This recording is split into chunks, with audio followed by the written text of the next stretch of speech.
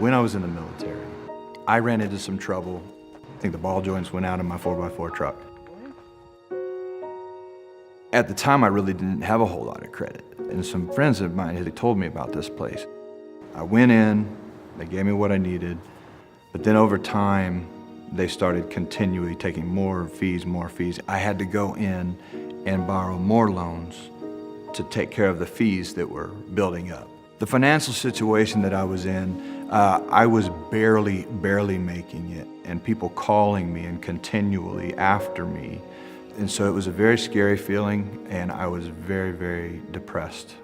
I thought I was getting help. I had no idea of all the fine print. I ended up paying around $3,000 or so for an original loan of between $700 and $800. In the state of Ohio, we have an issue with payday lending. It's supposed to be a short-term loan that is for someone who needs to get to their next paycheck. Because they've had some sort of short-term financial setback or emergency, and they don't have access to a traditional form of credit. So you go to these payday lending shops and you provide them with your bank account information, proof of income, and then that organization would provide you with an advance. And then 2 weeks later, you're responsible for paying back whatever you borrowed with interest and fees. They're designed in a way that keep people in debt for a long period of time. They were designed to make them very difficult to pay off. They call it a cycle of debt because you got into it and you couldn't get out of it. Springfield is a city where people are struggling and are having a hard time making ends meet. We have 4 McDonald's in town, and at one point there were 18 payday loan stores.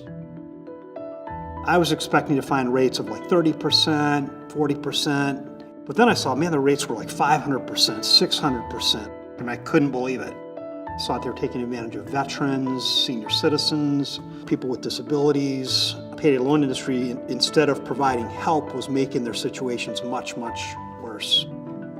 Carl Ruby came to me in 2016, and we got together and said, we have an issue, what can we do about it? People in the state of Ohio need this type of credit, people with low credit scores that can't go into a bank like I can. But I said I could do something about regulating the lenders so that we could protect consumers in the state of Ohio. So I was sent here to represent the citizens of Ohio, the people of my district who are overwhelmingly supportive of common sense guidelines that protect consumers in Ohio who are working to make ends meet.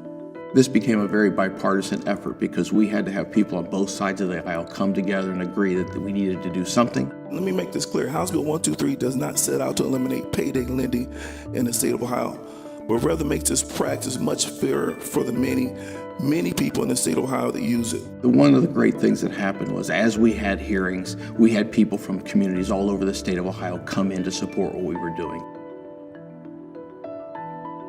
The Ohioans for Payday Lending Reform Coalition was a very diverse group of individuals, racially diverse, religiously diverse. So we had rural, urban, core type of, partnerships that were formed all throughout the state.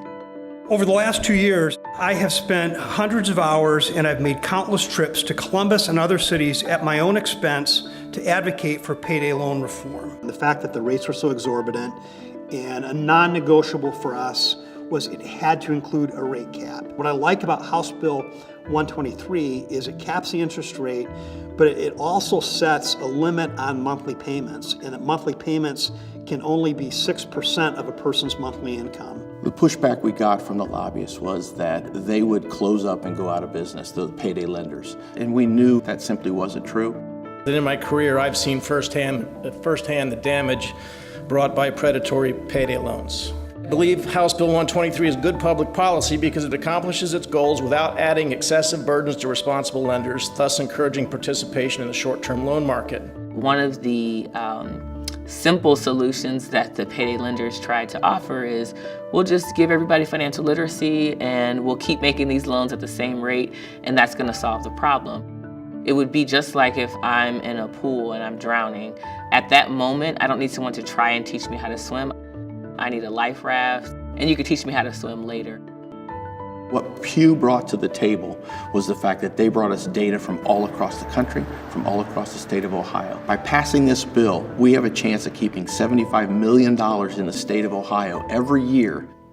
The payday loan industry had more lobbyists than we have senators, and we had this handful of people, most of us are inexperienced, up against that. It felt like a David and Goliath scenario. People wanted to be a part of getting this done and took great pride in being able to go and stand in the State House and take a stand on this issue. It was a very long process, but eventually we did get to the point where we have votes in the House and in the Senate. Each of those days were very contentious. There was one point when we had some individuals that started to doubt whether or not this was actually going to take place. Even the day that the vote took place, I mean, we were still expecting at the last minute, something's going to go wrong. And then to see the votes pop up on the board. Majority of the bill is hereby passed and entitled. Tremendously rewarding. I feel like the government actually stepped up to the plate. This bill coming into law will give others the opportunity to get the help that they absolutely need without incurring the high interest rates, all the fees. They can actually have a good, reasonable amount of time to pay their loans back. The balance Ohio was able to strike between the need to keep lenders in the state and the need for affordable products, I think will be looked at by the rest of the country as a really pragmatic way to go about this. I think people in the state of Ohio and across the country are looking for people who work together to do the right thing and come together and say, hey, this is something we need to fix. But once you start down that path, once you start having hearings, once you start telling people, they begin to understand the problem that payday lending is.